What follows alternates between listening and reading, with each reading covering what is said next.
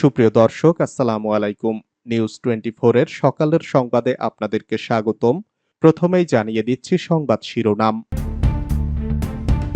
যুক্তরাষ্ট্র যাচ্ছেন প্রধান উপদেষ্টা। নিউ ইয়র্কে বিমানবন্দরে ডক্টর ইউনূসকে কালো পতাকা দেখাবে আওয়ামী লীগ। সীমান্তে দুই বাংলাদেশি আটক করল বিএসএফ। কুমিল্লায় ফেন্সিডিল সহ ভারতীয় নাগরিক আটক। আওয়ামী লীগ নেতা তুষার 7 দিনের রিমান্ডে আদালত পাড়ায় ডিম জুতা নিক্ষেপ। বাস চাপায় পুলিশের এসআই নিহত, খবর জেনে মারা গেলেন বাবাও। শেখ হাসিনার কোনো ক্ষমা নেই, মন্তব্য মির্জা ফখরুলের। সেনাবাহিনীকে ম্যাজিস্ট্রেসি ক্ষমতা দেওয়ার মানে অন্যরা কাজ করছে না, মন্তব্য মির্জা ফখরুলের। এতক্ষণ শুনছিলেন সংবাদ শিরোনাম। পুরো খবর পেতে ভিডিওটি শেষ পর্যন্ত দেখুন। সর্বশেষ সংবাদ পেতে চ্যানেলটি সাবস্ক্রাইব করুন। এবার বিস্তারিত। প্রথম বিদেশ সফর, যুক্তরাষ্ট্র যাচ্ছেন প্রধান উপদেষ্টা। ছাত্র জনতার রক্তাক্ত অভ্যুত্থানের মধ্য দিয়ে গঠিত অন্তর্বর্তী সরকারের প্রধান উপদেষ্টা ডক্টর মোহাম্মদ ইউনূসের প্রথম বিদেশ সফর চূড়ান্ত হয়েছে। 5ই আগস্ট স্বৈরশাসনের কবল থেকে মুক্ত হয় বাংলাদেশ। 8ই আগস্ট নতুন সরকার দায়িত্ব নেন। এরপর প্রায় 1.5 মাস কেটে গেছে। এই সময় অর্থনৈতিক পুনরুদ্ধার তথা দেশ পুনর্গঠনে জরুরি কিছু উদ্যোগ নিতে হয়েছে প্রধান উপদেষ্টাকে।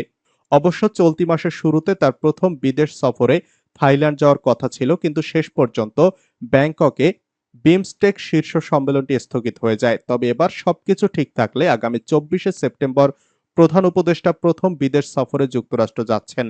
উদ্দেশ্য জাতিসংঘ সাধারণ পরিষদের অধিবেশনে অংশগ্রহণ। নিরাপত্তারক্ষী ছাড়া অল্প সংখ্যক সফর সঙ্গী নিয়ে 24 থেকে 28শে সেপ্টেম্বর হবে এই সফর। শিডিউল অনুযায়ী আগামী 27শে সেপ্টেম্বর সাধারণ অধিবেশনে ভাষণ দেবেন তিনি। নিউ ইয়র্কে বিমানবন্দরে ডক্টর ইউনূসকে কালো পতাকা দেখাবে আওয়ামী লীগ। প্রধান উপদেষ্টা মোহাম্মদ ইউনূসের যুক্তরাষ্ট্র সফরের সময় প্রতিবাদ কর্মসূচি পালন করবে যুক্তরাষ্ট্র আওয়ামী লীগ। তারা নিউ ইয়র্কের জন এফ কেনেডি বিমানবন্দর এবং জাতিসংঘের সদর দপ্তরের সামনে প্রধান উপদেষ্টাকে কালো পতাকা প্রদর্শন কর্মসূচি পালন করবে। যুক্তরাষ্ট্র আওয়ামী লীগের সভাপতি সিদ্দিকুর রহমান কালের কণ্ঠকে এমন তথ্য জানিয়েছেন। আওয়ামী লীগের একাধিক সূত্র জানায়, বাংলাদেশে অন্তর্বর্তীকালীন সরকারের প্রধান হিসাবে ইউনূসের প্রথম যুক্তরাষ্ট্র সফরের বড় প্রতিবাদ দেখাতে চায় আওয়ামী লীগ। এ কারণে দলের নেতারা যুক্তরাষ্ট্র এবং আশপাশের দেশের আওয়ামী লীগের নেতাকর্মীদের কর্মসূচিতে যোগ দিতে অনুরোধ জানাচ্ছেন। একাধিক নেতা জানান, আগামী 24 সেপ্টেম্বর দুপুর 2টায় নিউ ইয়র্কের জন এফ কেনেডি বিমানবন্দরের সেন্ট্রাল ট্যাক্সি হোল্ডে প্রতিবাদ র্যালি ও কালো পতাকা প্রদর্শন কর্মসূচি পালন করা হবে। এদিন ইউনূসের নিউ ইয়র্কে আসার কথা রয়েছে। 27 সেপ্টেম্বর সকাল 11টায় জাতিসংঘের সদর দপ্তরের সামনেও একই ধরনের কর্মসূচি পালন করা হবে। এদিন জাতিসংঘের সাধারণ পরিষদের অধিবেশনে অংশ নেবেন ইউনূস। যুক্তরাষ্ট্র আওয়ামী লীগের সভাপতি সিদ্দিকুর রহমান কালের কণ্ঠকে বলেন, ইউনূস অবৈধভাবে ক্ষমতা দখল করেছেন, আমরা এর প্রতিবাদ জানাবো। যুক্তরাষ্ট্র প্রবাসীদের প্রতিবাদের ভয়ে ইতোমধ্যে ইউনূসের নাগরিক সংবর্ধনা অনুষ্ঠান বাতিল করা হয়েছে। সিদ্দিকুর রহমান বলেন, এবার আমরা যুক্তরাষ্ট্রের বিভিন্ন স্টেট ও কানাডা থেকে নেতাকর্মীদের নিউ ইয়র্কে এসে প্রতিবাদে অংশ নিতে আহ্বান জানিয়েছি। ইউনূস অসাংবিধানিক, অনির্বাচিত, অবৈধ অন্তর্বর্তীকালীন সরকারের প্রধান উপদেষ্টা হওয়ার পর দেশে নির্বিচারে অসংখ্য মানুষ হত্যা, ঘরবাড়িতে অগ্নিসংযোগ ও লুটপাট এবং সংখ্যালঘুদের উপর নির্যাতন হয়েছে। আমরা এর প্রতিবাদে কালো পতাকা দেখানোর কর্মসূচি নিয়েছি। সীমান্তে দুই বাংলাদেশি আটক করল বিএসএফ।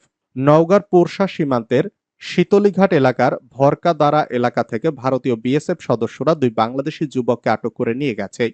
আটককৃতরা হলেন উপজেলার নিতপুর শীতলীঘাট বড়পুকুর গ্রামের ময়মুদ্দিনের ছেলে সানাউর ও একই এলাকার শীতলী গ্রামের সাইফুলের ছেলে শম্ভু। স্থানীয়রা জানায়, সানাউর ও শম্ভু সহ কয়েকজনের একটি দল ভারত থেকে গরু নিয়ে আসার জন্য মঙ্গলবার দিবাগত রাতে ভারতের অভ্যন্তরে প্রবেশ করে। বুধবার ভোরে তারা গরু নিয়ে ফিরে আসার সময় ভোর আনুমানিক 4টার দিকে সীমান্তের 230 নং মেইন পিলারের বাংলাদেশের শীতলীঘাট এলাকায় 600 গজ ভারতের অভ্যন্তরে 88 হরিশ্চন্দ্রপুর ক্যাম্পের বিএসএফ এর টহলরত সদস্যরা তাদের ধাওয়া করে। এ সময় অন্যরা পালিয়ে গেলেও তারা সানাউর ও শম্ভুকে আটক করে নিয়ে যায়। এদিকে কুমিল্লায় ফেন্সিডিল সহ ভারতীয় নাগরিক আটক। কুমিল্লায় সীমান্ত এলাকা থেকে ফেনসিডিল সহ এক ভারতীয় নাগরিককে আটক করেছে বিজিবি সদস্যরা। এ সময় তার কাছ থেকে 50 বোতল ফেনসিডিল উদ্ধার করা হয়েছে। বৃহস্পতিবার রাত 8:30টার দিকে 10 বিজিবি কুমিল্লার অধিনায়ক লেফটেন্যান্ট কর্নেল মোহাম্মদ ইফতেখার হোসেন এই তথ্য নিশ্চিত করেন। আটককৃত ভারতীয় ওই তরুণের নাম মোহাম্মদ আলামিন। তিনি ভারতের ত্রিপুরা রাজ্যের সিপাহীজলা জেলার সোনামুড়া থানা এলাকার বাসিন্দা মোহাম্মদ মঞ্জিল হোসেনের ছেলে। আওয়ামী লীগ নেতা তুষার 7 দিনের রিমান্ডে আদালত পাড়ায় ডিম জুতা নিক্ষেপ। ঢাকার সাভার থেকে র্যাবের হাতে গ্রেপ্তার রংপুর আওয়ামী লীগের সাবেক সাধারণ সম্পাদক তুষারকান্তি মণ্ডলকে 7 দিনের রিমান্ড মঞ্জুর করেছেন আদালত। বৃহস্পতিবার সকাল 9:30টায় রংপুরের মেট্রোপলিটন আমলি আদালত 2 এর বিচারক আসাদুজ্জামান এর রিমান্ড মঞ্জুর করেন। সেই সঙ্গে আসামির বিরুদ্ধে আরো 4টি হত্যা মামলায় গ্রেপ্তার দেখানোর আবেদনও মঞ্জুর করা হয়।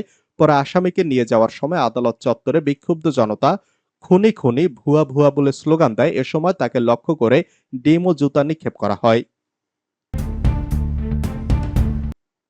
বাস চাপায় পুলিশের এসআই নিহত, খবর জেনে মারা গেলেন বাবাও। ভাঙ্গা ঢাকা হাইওয়ে এক্সপ্রেসওয়ে বাস চাপায় মোটরসাইকেলের আরোহী পুলিশের এসআই শরীফুল ইসলাম নিহত হয়েছেন। পরে খবর জেনে মারা গেছেন তার বাবা।